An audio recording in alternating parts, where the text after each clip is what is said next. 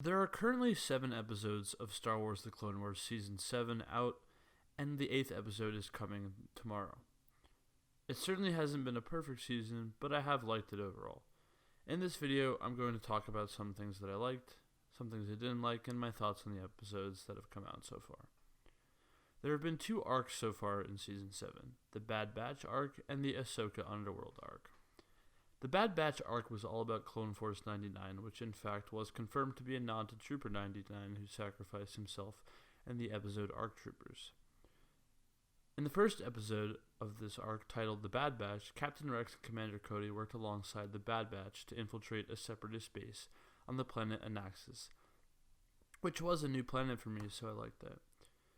This was the episode where we were truly introduced to the Bad Batch, and let me tell you, I really liked this episode because of how fresh it was.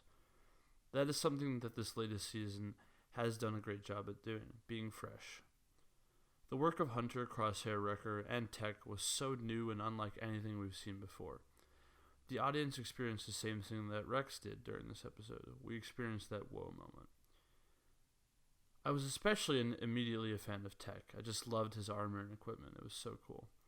The others were also very cool, though, as well. But it really is a spectacle seeing them in action. And in the end of the first episode, it was revealed that there was a chance that Echo might be alive, and that hit pretty hard. Every last season of a show must talk about the previous seasons and how far the characters have come. And in this arc, it was done very well. In the first episode, Rex spoke of his lost brothers, and at the end it was revealed one might still be alive. In episode 2, Anakin took the troopers and went to attack Wat Tambor's base on Skeko Minor, another new planet for me. Something I've always loved about the Clone Wars is the fact that the creative team knows where the story ends, and therefore can create stories related to major events in the films, such as Order 66. The season is doing a good job at that too. A moment that stood out to me in the second episode was Anakin's communication with Padme. We see that Obi-Wan already knows about Anakin's feelings for her in the Season 6 Rush Clovis arc, but now we see that Obi-Wan truly knew of their relationship. This makes his discovery of Anakin's fatherhood in Revenge of the Sith that much more believable. In this episode, General Skywalker and the troopers enlist the help of the Skeko Minor locals to find where Tambor's base of operations is. Text translation of technology was very cool to see in action, by the way. After we got to see the team show off more cool action, it was revealed that Echo was truly alive. We had seen something new in Captain Rex this whole episode. He was letting his feelings get the better of him. And that was something that I was a little iffy about the Bad Batch. They don't really, care about their brothers as much. But in the end, Rex was right. Echo looked awful, and although I was happy to see him alive, I felt terrible for him. The whole algorithm thing was very cool, though. After the team made it out on the backs of the Kirjaks, they went back to the village. I enjoyed this episode, but not as much as the first one. The third episode was pretty good. Again, not as good as the rest, though. The team was able to hold back a droid attack that seemed overwhelming on the village, but they were able to win, and they left with Echo in their care. The fourth episode was a very good episode, in my opinion, like the first one. Unfinished Business saw Echo show off his new skills, and Anakin's further plunge into darkness. The Bad Batch didn't trust Echo, but he showed that he was always loyal, which has always been one of his best qualities. Anakin decided to use his darkness to find the last number to the bomb code and ended up killing Trench. Finally. He just doesn't die. This is another reminder that we were ever close to the end of the war and Anakin's fall. That's something sad about the Clone Wars if you think about it. All these wins, all these sacrifices end up being for nothing. The Republic lose in the end.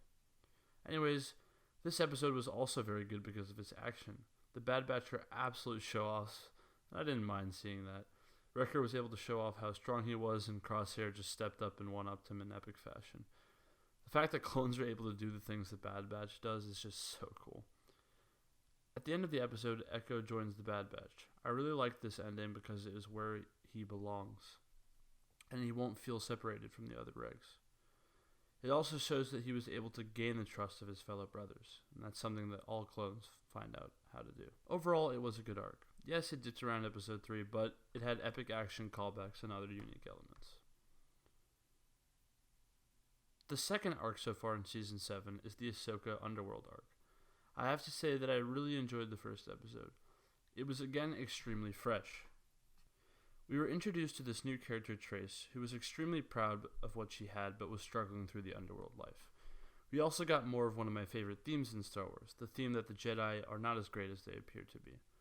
I also loved how Ahsoka had to use the Force, but had to make sure Trace didn't find out. Ahsoka's doing a good job at hiding herself, but sooner or later the sisters are going to find out, because, she does know a lot about a lot, though, right? So that's also something that's started to give a bit of a hint to the sisters. I think we're going to see a moment where Ahsoka will have to use the Force to save Rafa, and she won't be able to hide it. I'm looking forward to that, hopefully. The first episode was very simple, but again, refreshing. A moment from the perspective away from the battles and the conflict. Unfortunately, I didn't really enjoy the following 2 episodes as much. Deal No Deal, the 6th episode of the season, had cool parts such as the reintroduction of Kessel and a new part of the planet, but was ultimately entirely just the characters going back and forth on a ship and arguing the whole time, which was not that fun to see.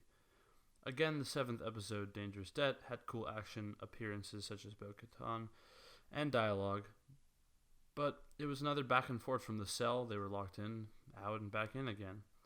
What made the 7th episode stand out above the 6th episode, though, was the tie that it had to the previous seasons of Clone Wars. I love when a show uses a past event very well. The Martez sisters' parents were killed in Zero the Hutt's escape from Coruscant.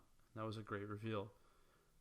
The arc isn't over yet, so I can't make an overall opinion yet, but so far it needs bolstering. I like Trace a lot, and although I understand it's hard for Rafa to trust, I think she needs to chill out a bit. Either way, I'm excited for the new content, and therefore I'm looking forward to tomorrow's episode. Some final thoughts.